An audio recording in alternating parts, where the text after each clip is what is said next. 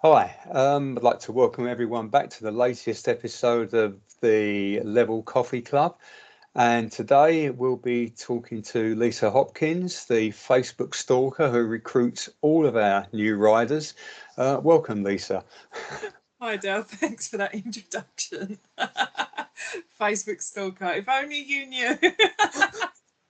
That's actually how I met my husband, and It it's an was, ongoing right. it's an And ongoing joke that I stalked him on Facebook. he's in Level as well, isn't he? So, He blimey. is, yeah, Yeah. yeah. Well, as long as you don't marry anyone else that you try to get to the team, I think we're okay. Anyhow, let's get the show on the road. So, it being a coffee club, as we always say, the first question that we ask each of our guests is if you were out on the road on your bike or running or just walking around the town and you were to stop for a coffee, what would be your coffee of choice? So I've got a couple of answers for this one. So if I'm keto, so I don't eat carbs or things like that generally. So if I am on my keto diet, which most of the times I am, it would be what's called a bulletproof coffee. So it would actually be black coffee with cream in, and this sounds disgusting, but you actually put butter in it.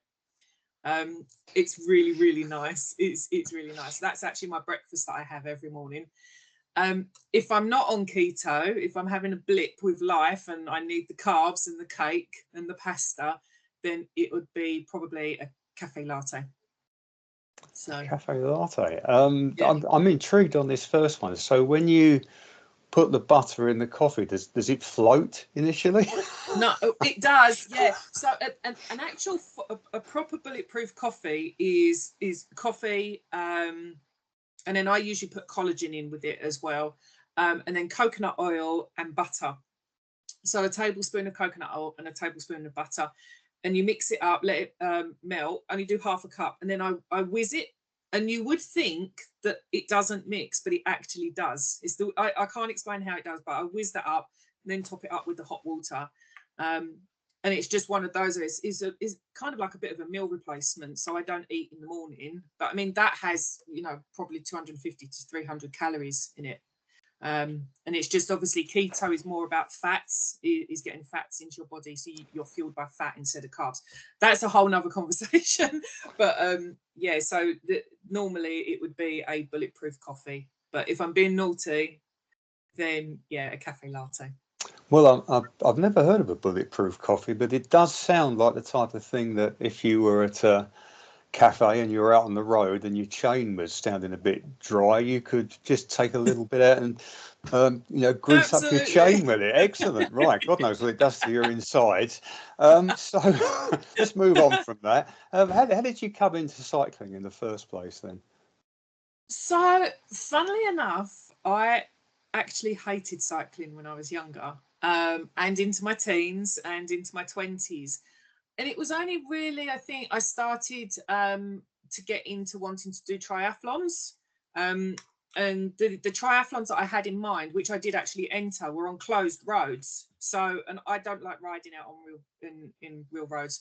So I thought to myself, right, I need to get myself onto the bike and get myself bike fit. So I actually bought a dumb trainer from Halford. So what was it? The Tax Blue, I think it was. So you had to put on all the sensors on your wheels and your pedals and everything. So mainly just to get myself fit for the triathlons that I was entering. And then I joined a team. I was on Facebook, and somehow I don't know how. I think I must have joined Swift because obviously I was Swifting at the time. And then it come up about joining a team, and then I realised I was actually fairly okay. So I upgraded. I got rid of the dumb trainer, but yeah, that's mainly how I got into cycling. So I've only probably out in the real life maybe 50 times in my whole life I've cycled. And generally, if I could put the bike on the back of the car and go to where I want to go, like to a park, that's what I would do. I'm petrified of riding on the roads. So Is that you, or just your feeling of driving standards around you, or I think where I used to live back in Essex, it was extremely busy, and there was always accidents with cars and cyclists, etc. So, and I think just because my own confidence, because I'm quite wobbly when I'm on the road. I'm quite wobbly, and Mark used to say, you need to lean into the bends and things, and I just couldn't do it for whatever reason. Maybe my balance, maybe I don't know, but it petrified me. If we did go on the roads, I used to be on the pavement. And it was only every now and then that I may, like on the drop curb, come off onto the road. No, it's too much. Back up onto the pavement. I don't know why. I've never had an accident. I've never had a near miss or anything like that. I think it's just purely because where the town that I lived in was so busy. It never really appealed to me to ride on the roads. Okay. So I suppose the next step then from there is what brought you to level in the first place? So I was riding for another team, drafting dynos, fab team. But I think I just wanted a little bit more, and I knew, obviously I'd been speaking to Cy Bradley for a couple of years, and and he was kind of like trying to get me over, and then it's quite loyal to dynos, etc. But I think I wanted to do more, and I knew obviously Richie, our head coach, and the people that he's trained with and his background, etc. And I knew that if I wanted to move up, that was probably my best bet, and that's not being derogatory towards dynos at all. Like I said, they're a fab team, but and Mark, my husband, he was riding for dynos as well. And Cy just offered, he said, if you want to come over, you're more than welcome. And we spoke about it and the pros and cons of everything, and we just decided to make the jump. And haven't looked back since, really. I remember the pair of you arriving. I remember Mark coming at the same time, and I remember his Discord name intrigued me because I was sure I couldn't be talking to someone who was actually really called Mr. Lark Allegro. Perhaps you can just fill us in on how that came about. Yeah, so Lark Allegro. So Lark is actually a mixture of Lisa and Mark. And then Allegro was when me and Mark met, obviously after I Facebook stalked him. It was through, I used to ride horses. So it was through a horse riding friend. She was a singer. She knew Mark because Mark writes and produces music, plays. He's been in bands and whatnot. So when we met, it was actually at a horse show. He came to see me at a horse show. And my horse at the time, Ben, his show name was Allegro. So that's why he took it. He said like Lark and then Allegro. So the mixture of Lisa and Mark and my horse. So that's the answer. I remember being terrified at the time that he was actually going to come back and say, how dare you, my name really is Lark Allegro, but there was obviously nothing to ever worry about there. No. Good stuff. Okay, let's move on to the next one. Tell us about a bucket list item that you've achieved. Probably I've done a couple of marathons, London marathons, so they're on anybody's bucket list, I should imagine, because it's such a fantastic event. I think probably for me, I did a 100-kilometer ultra through Oxfordshire. It's called Race to the Stones. So we did 50 kilometers on the Saturday, 50 kilometers on the Sunday. We stayed overnight. That was just amazing, brilliant. The physical side of it, obviously the training that goes into it took months, probably about a year to train for that. But more the mental side. The second day, Mark, unfortunately, he done it with me. He injured himself, and it was quite bad. He probably injured himself from about 10 kilometers in on the first day.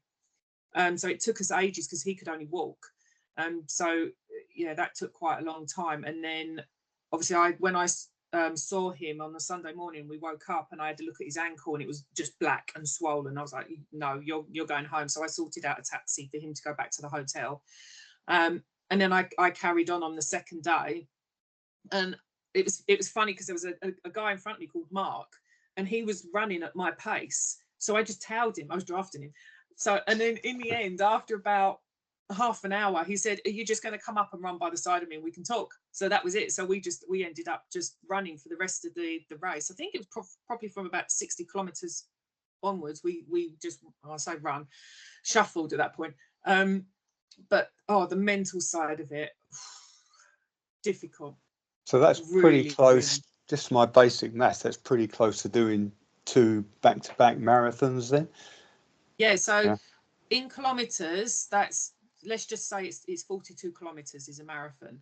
Yeah, so just over two marathons. But it was an amazing experience. You know, you could walk it if you wanted to. You was allowed to walk it. I would, yeah, if anyone wanted to do something like that, oh, it was just brilliant, absolutely brilliant. How long was the recovery from? Oh, probably about a good 2 to 3 weeks. Yeah. You know, so the first few days, because I'm hypermobile, so it means that like my muscles, my tendons, ligaments, they all stretch more than what they should, which is why I get injured so easily. It took me a good week at least to be able to even walk properly. You know, like when you get like Bambi legs and you feel like you've got rubber bands as legs, and I tried to walk around and it was really difficult. Literally just a couple of steps before my legs started shaking and I could feel myself like, ooh, you know, going to go. And so yeah, it took a good 2 to 3 weeks, and then I was, you know, just back on the bike, really easy, spinning the leg, zone 1, zone 2, you know, just trying to get things moving. So That sounds like a good item to have ticked off anyway. But what else have you got on your bucket list that you've yet to achieve?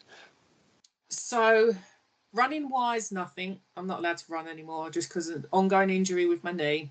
And there's just a weakness there now, so I can't.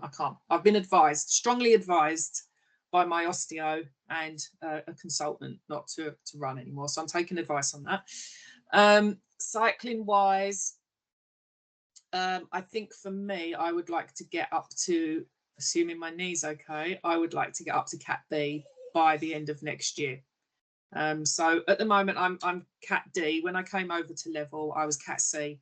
And just because of the injuries and that I've had all this year, pretty much, I've dropped back to D. But I don't think once I get, you know, I'm out of rehab and I start racing again, I don't think it'll take me long to get to Cat C.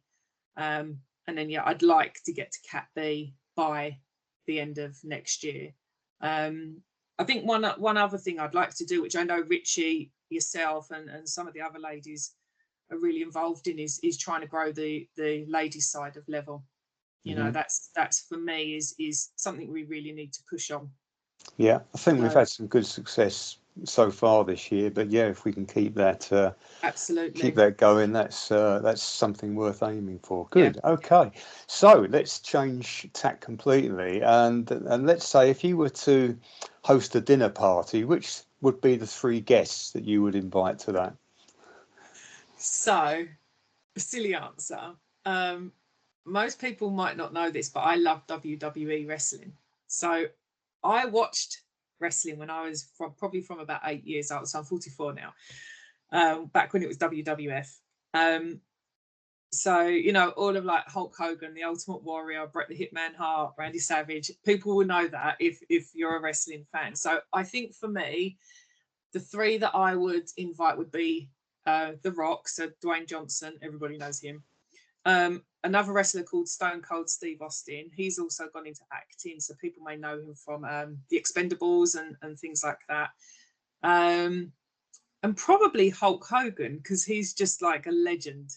You know, WWE wouldn't be as big as what it is now without Hulk Hogan, for sure. You know, how do you think they'd enter the house then when you turned up for this dinner party? So Hulk Hogan would come in ripping his shirt, for sure. Stone Cold Steve Austin, so his entrance music, it's glass smashing, and then he walks down and he's all like, because he's like the bad mofo, basically. I won't say what they really call him, but so it's smash some glass or something like that. And then Rock would probably just come in with his raised eyebrow, fire some sort of gun that shoots fire, that because that's just him. Whenever he comes into the WWE and he does his entrance, he's usually got some gun that shoots off fire and things like that. So whoa. I know I sound really stupid, but honestly it's just, and I know it's fake, but I actually for my 30th birthday, I didn't know what to do for my 30th, and I was like, God, it's quite a big birthday. And they held WrestleMania on my birthday, which is WrestleMania is like the Super Bowl. And they held it on my birthday out in Phoenix, Arizona. So I just thought, shall I go? Shall I not? So I said to Mum, I was like, shall I go? Shall I not? And she goes, Lisa, it's your birthday. You do what you want. So through WWE, you can actually book packages. So I didn't book the gold package because that was way too expensive, but I booked the silver package. So you get tickets. So the WrestleMania was like usually on a Sunday. On the Friday and the Saturday, you have the Hall of Fame. So that's like people, like all the old school wrestlers, they induct them into the Hall of Fame, and you know, you get special rings and stuff like that. It's just really good.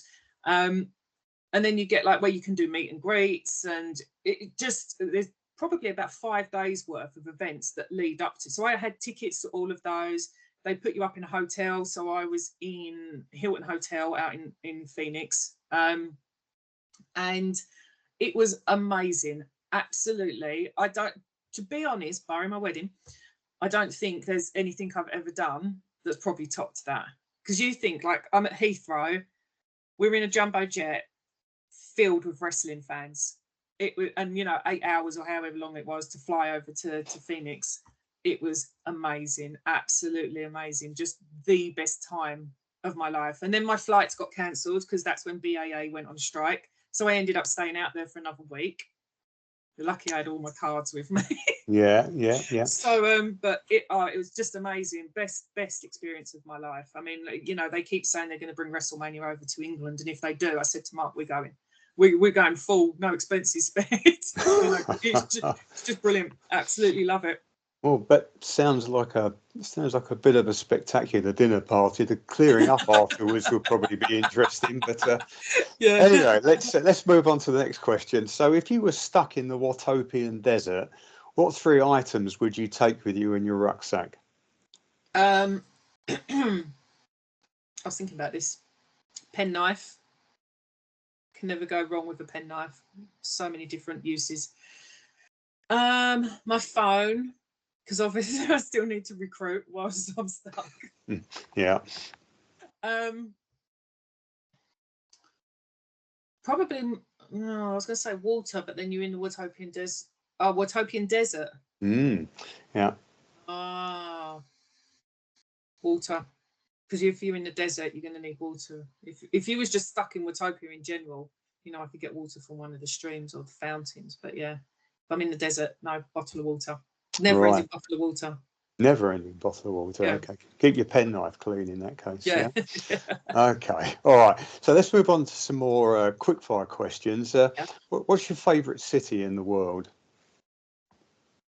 I think in the UK, I'm going to say London, just because it's just so diverse, so much to do there. You know, travel is really easy to get around on the tubes, and you know, and I've worked in London pretty much all my life, so I love London. You know, old London. You know, around Fenchurch Street, Liverpool Street, Moorgate, that whole area. But I also like Canary Wharf. So like all the glass buildings, all the modern glass buildings. If I had to think of probably a city in Europe, Rome.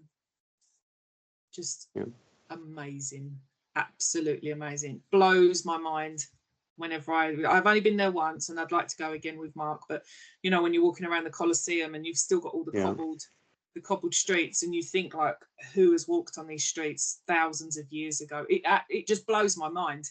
You know, it's an amazing city. Very expensive. Yeah. It's amazing. I'd love to go out there again. Yeah. No, I can sort of appreciate both of those. You know, I was born in London, moved out quite early, but worked in there like you a lot. Actually worked in Canary Wharf as well, and I've only been to Rome once and had pretty much the same feeling as you. I thought crossing the roads in Rome was interesting. I came to the conclusion that the only way to cross the road in Rome is actually to just ignore the traffic and step out into the road, because the cars seem to respect that and not decide not to hit you. Whereas if you don't step out, you could spend hours on the side of the road. No, I think like Rome, gosh, that's when I done my most steps ever in my life. I mean, we was staying probably a good 20-minute walk away from the city centre. And then we just walked into the centre every single day, and obviously walking around, because every day we was like, right, we'll go and see the Colosseum, or we're going to see, I can't remember the rest of them, all the other, you know, the places that we wanted to see. But yeah, it was really good. Fantastic holiday that was. So where's somewhere in the world that you visited that you always, you know, feel you must go back to? Tenerife. So there is a place out there in Playa de las Americas. It's away from all the nightlife and everything. It's a lovely, lovely hotel. It backs onto the golf course. It's just lovely. It's a really nice, quiet, calm hotel. You know, you've got a good couple of, you've got 2 pools there. I haven't been there. I haven't been actually since before COVID. And it's just really nice. You've got all the same staff there. We used to go twice a year. So I used to go probably around about May time with Mum, and then September, October time with Mark.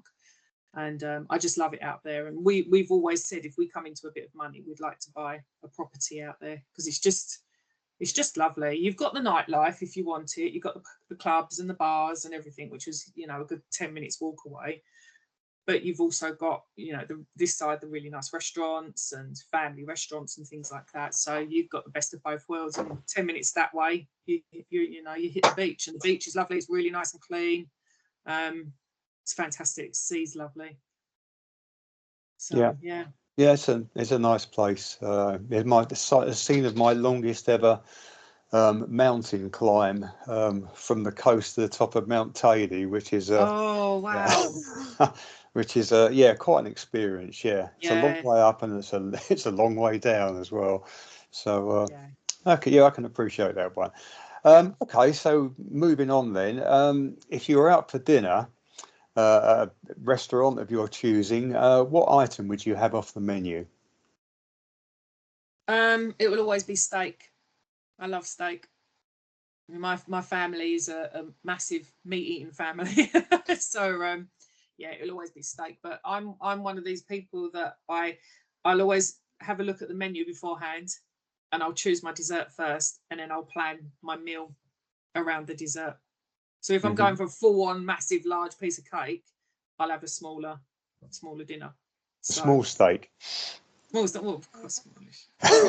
Smallish steak, yeah. And what sauce have you had on there? Got to ask a steak eater what sauce you're going to have. Peppercorn, always peppercorn. Yeah, I can't. I mean, a lot of the places do like the blue cheese sauce or something like that's got brandy in it, and I don't really drink, so it's I can't stand any sauces that have got alcohol in. I've never liked them. So yeah, always peppercorn and blue cheese sauce. I don't know, that's a bit. I love blue cheese, but as a sauce, I'm not too sure about that. Well, the next question is going to be interesting then, because I was going to ask for your drink of choice for your dinner. I hope it's not going to be a coffee with butter floating on top of it. No. Probably Diet Coke, something like that. I gave up drinking donkeys years ago, I think, because I just drank too much when I was younger, way too much. And I think because of my training as well, I just thought, oh, sod it, I can't be bothered to drink. And I don't like that. Don't get me wrong, I do like, at our wedding, I was drinking. I lost count after my 15th drink. So I was necking them. But before then, maybe the Christmas before, I don't know. You know, I probably won't drink this Christmas. So I just don't drink. So, and as well, because Mark likes to have a drink, I'm fine with driving. I like driving. So, and I like to know that I can get somewhere and I can get back safe. So, do you know what? It's funny actually. When I was in my 20s, I was always designated driver. Whenever like me and all the girls went out, I was designated driver, because I just didn't. Again, because I was training for the marathon and stuff. So I've just got used to it. And you'd have been popular then. Yeah. Yep. Okay, so let's quite complete shift again in questions. So, what's your favourite course on Zwift? Oh, it used to be Sand and Sequoias, but I think I've raced it so many times that I've kind of gone off of it now.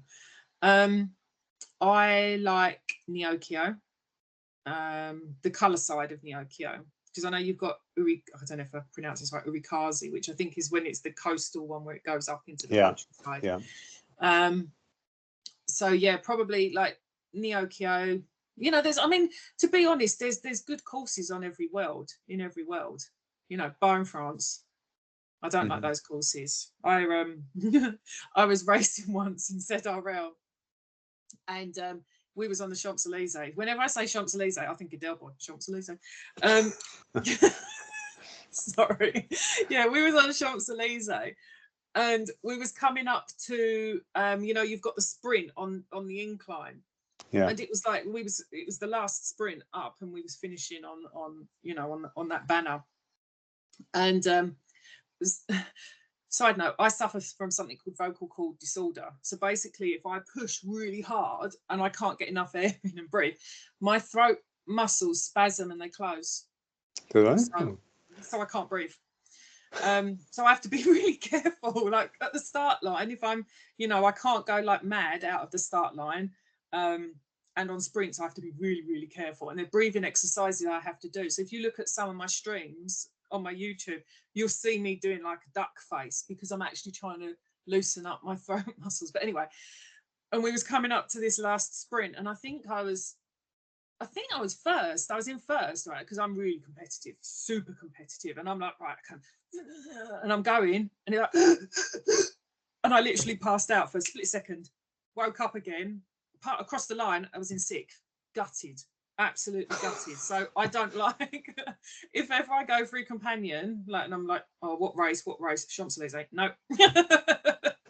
I was gonna say to you, how long does it take you to recover from one of those incidents then? Pretty instantaneously?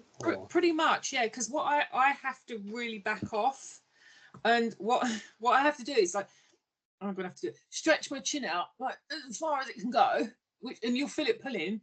But then what you have to do is do 2 big sniffs through your nose, and then like the duck face, like that. Honestly, it's ridiculous when you're racing, and it's like trying to get your breath back, but also trying to do that. It does work though. It does work, but I have to be really, really careful. I'm asthmatic as well, for like all the things I suck at breathing. So, you know, so I do have to be careful. I know, I kind of know. It's usually if my heart rate gets up to about 170, anything above that, I know I'm going to be like struggling slightly. So it's like, right, okay, I might do a couple just to make sure, ease things off. And yeah, but it's it's just one of those things. Wow.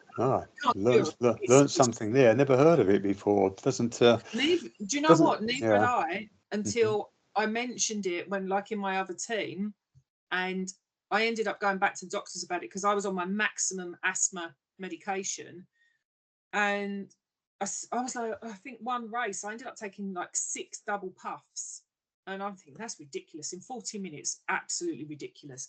So I went back to my asthma nurse, and she said, no, you're on your maximum, you know, we'll get you referred. And then that's when I had to go in and do all the tests, and this was over COVID, so you're going in all fully masked up anyway, and then having to breathe into all these different apparatus and do stuff like that. And then that's when the consultant come back and said, no, you've got vocal cord disorder. I was like, oh, okay, what's that? Never ever heard of it. Yeah, but it's quite common apparently. Nor have I. Well, that's a new one for me, certainly. Yeah. Okay, who's the most famous person that you've met? I would say the chef Marco Pierre White. So I used to work for solicitors in London, just off Tottenham Court Road, and they dealt with a lot of famous people. And he came in once, and I knew who he was. Oh gosh, he was scary.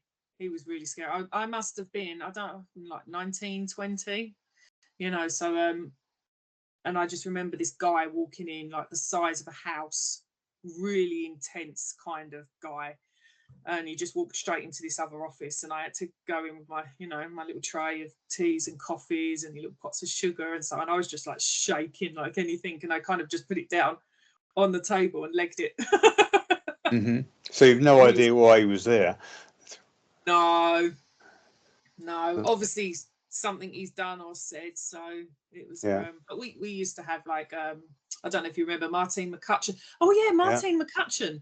Do you remember her, Tiffany I from do. EastEnders? Yeah. She came in once. So nice. She was lovely, and she ended up like one of the girls there. I think it was actually one of the solicitors or the assistants was talking about her lipstick, her colour lipstick, and she just emptied out her bag onto the table and was going through that. We had Ulrika Johnson in. Ulrika, yeah. Yes. So Yeah. yeah, One of my favourite programs there. Yeah. yeah, it's great, isn't it? Yes. Yeah. Oh, interesting stuff. Well, okay. What's the first car you ever owned? Right. So I wasn't normal when it comes to cars. I'm a bit of a tomboy. I love trucks. So my first car was a Toyota Hilux truck. So, and I think the only thing that I can think where I got it from was in Back to the Future, when Marty opens the garage right at the end. I think it's Back to the Future one, and he opens the garage right at the end, and he's got a black truck there with all the spotlights and everything. And I was like, oh, I love that. And I think that's where it's come from. So when I got the truck, I raised it, had all the shocks changed on it, I had all the spotlights put across the top, and yeah, loved that truck. Yeah. How long did you have that for then? A couple of years. Yeah. But it was old. It was like it was when I got it, it was a bit of a workman's truck, really. So it had been absolutely battered, engine wise, diesel. We all know diesels can go forever, but that had been absolutely battered. So I sold it on before it died on me, and it did actually. I think it died probably a couple of months after I sold it on. So yeah. And okay, so what's your favourite colour? Was that black or is that a different colour? No, my favourite colour's purple. Uh-huh. So everything that I own, pretty much, little bits and bobs, nicks and knacks, that are purple. I just love purple, and I don't know why. I've got purple rose on my shoulder, tattooed on my shoulder, and I've got purple bits everywhere. So yeah. So a purple Hilux truck would have been heaven then. Oh my God, could you imagine? Metallic purple, spingly spangly. Oh yeah. Right, so you've navigated your way through pretty much all of my questions except the last one, and I know at the start of this interview that you threw your two dogs out of the office in case they interfered with our chat. So you must have had a first pet. So what was the name of your first pet? His name was Lucky, and he was a black cat. Unfortunately, wasn't Lucky. He got hit by a car. So, but we had, when me and my brother, I think we lived in, where did we live? Bromley. We lived in Bromley until, no, sorry, wrong one, Croydon. We lived in Croydon until we was 4, and then we moved to Hornchurch in Essex. And I actually, it's one of my earliest memories is going to collect the cats or the kittens. I just remember being in the car, old Cortina with my dad, two-tone brown Cortina. And we had the Lee was there, my brother. We had the box with Lucky and Tiger, which was a tabby kitten. They were brothers. Yeah, and then we had those, but we've had multiple cats after them, rabbits, hamsters, horses, dogs, lots of animals. Big step up to the horse then from. Yeah, well, I started riding when I was 10 because my aunt, she's always ridden, and we went up to see it. They moved from, where did they live? Can't remember. In London. They moved up to Lincoln, so they bought a small holding in Lincoln, and they had this big Shire called Buddy, brown and white Shire, blind in one eye. And I just remember like Sheila, my aunt, plonking me like I'm like knee high to a grasshopper, plonking me on his back, and she got me over some jumps. And it's the first time I've sat on a horse. And he just, as he jumped, he had a big bum, and as he's jumped, his bum's come up. I've gone flying out the front door, landed in the muck heap, and that was it. From that point onwards, I was sold. So yeah, we got back to Essex, and started riding lessons, and yeah, many broken bones and operations. I finally gave up when I was 33. I gave up. Okay, so it's cycling only from now on. So you're never going to get thrown off your turbo unless, of course, you failed to connect the bike to it correctly, which I think a number of people have actually done in the past. But anyway, look, thanks for being with us today. No And worries. Thank you for there's inviting some me. good answers to the questions. Yeah. I think people will know a little bit more now about the lady who brings all of the new riders into our team. Yeah. So thanks for being with us today, Lisa. Right, thank you very much.